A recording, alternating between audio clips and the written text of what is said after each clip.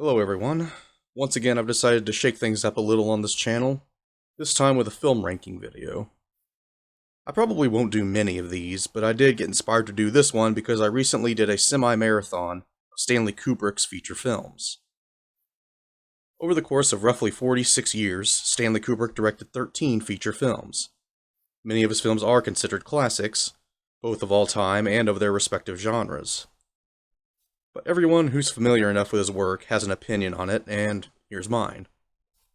Note that I said opinion. That means if you totally disagree with me, that's fine, but don't make a big production out of it. Without further ado, let's begin. Number 13, Killer's Kiss. While technically a better film than Kubrick's feature debut, this one just never clicked that well with me. It's not as interesting as his other films, and despite the excellent cinematography and film noir tone, it feels a bit pedestrian. Plus, despite Kubrick's attempt to make the main character's boxing career realistic by featuring a prize fight scene, it feels more like a leftover from one of his documentaries. Ironically, one good thing about the film is that it lacks something Kubrick's other films tend to have: pacing issues. Number 12, Fear and Desire. Again, although Killer's Kiss is technically the better film, this one's at least interesting. Frank Silvera and Paul Mazursky hand in the best performances. Made on as thin of a budget as possible and suffering from a number of technical issues, Fear and Desire still manages to make the most out of its small cast and its philosophical message. Number 11, Eyes Wide Shut. Most people would think it's ranked this low because of its sexual content. Wrong. More than any other film in Kubrick's filmography, the pacing here is agonizingly slow. It takes the movie roughly 45 minutes to get to something resembling a point, and the distance between actual plot movements seems to be stretched just so viewers are treated to Kubrick's admittedly gorgeous cinematography. But that's the problem here. It's a clear case of Kubrick being a cinematographer first, filmmaker second. It's also difficult to relate the lead character's romantic issues when A. They live in practical luxury compared to most people, which causes the plot to almost fall into first world problems territory, and B. The fact that Kubrick fell into a common trap that dates movies in a bad way, casting actors who happen to be an item at the time, but ultimately break up sometime later. Number 10, Lolita. This is a very polarizing film for me. It's controversial because of what happens in it, but most viewers completely miss the point. It's a cautionary tale. We're not supposed to sympathize with the lead character, though I can give points to actor James Mason for putting in such an amazing performance as Humbert Humbert, yet at the same time making me want to strangle the character every moment he's on screen. That being said, it's a film that has an excellent main cast, clearly a breakout role for Peter Sellers, and Kubrick somehow manages to draw slight humor from a story and situation that under any other circumstances is no laughing matter. Number 9, Full Metal Jacket. I'm going to have to go with the common opinion for this film, that the first half of the story at boot camp is clearly the stronger half.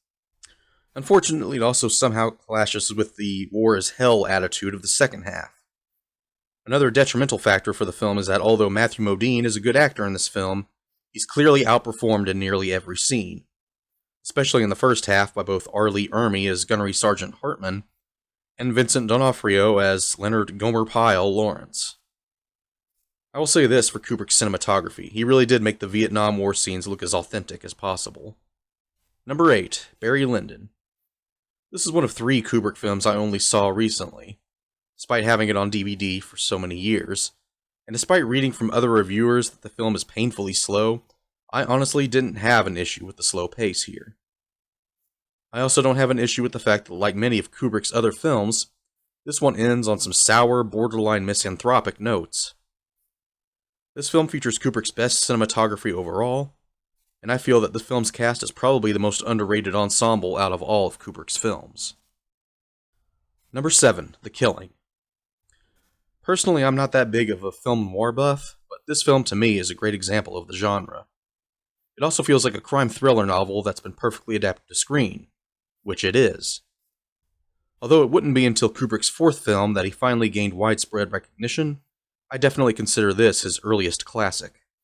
Don't believe me? Take a look at films like Reservoir Dogs and tell me that the killing is not influential. It was so good that there were knockoffs coming out within a few years, such as future Mystery Science Theater 3000 subject High School Big Shot.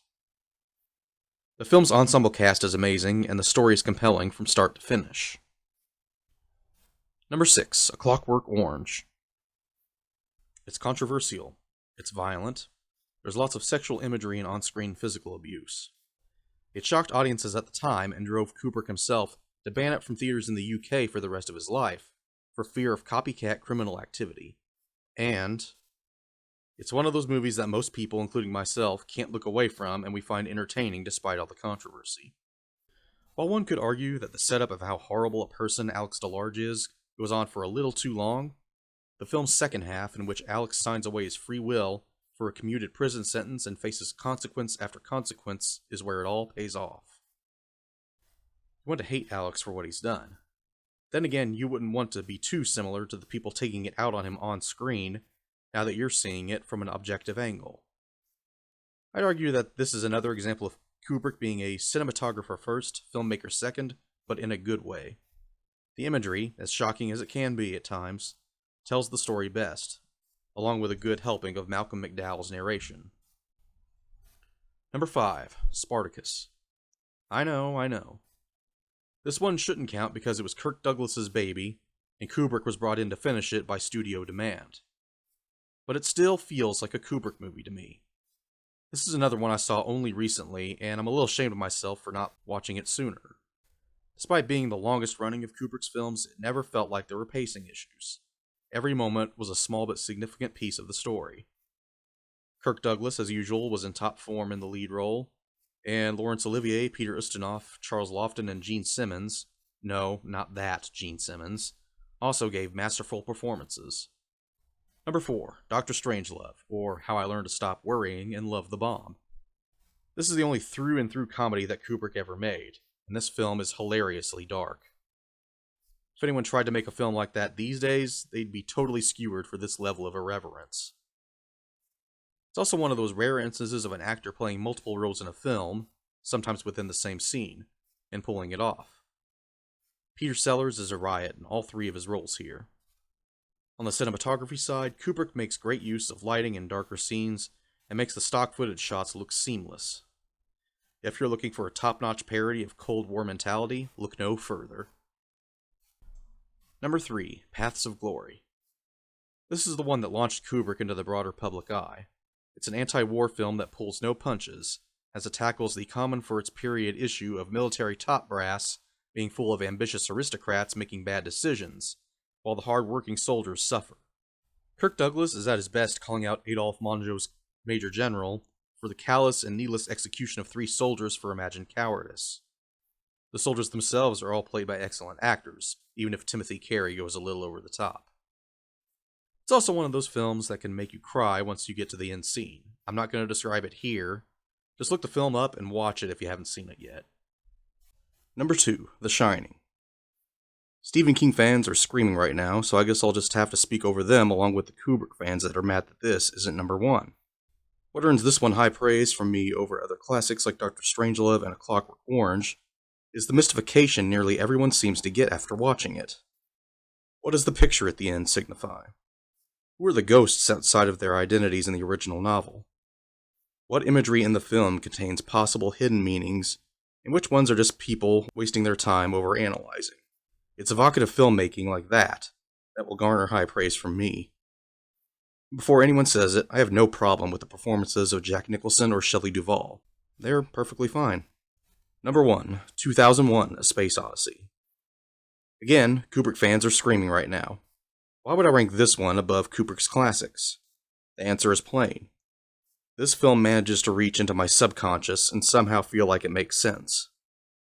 Given that the film is at least 60% dialogue-free, that's astounding.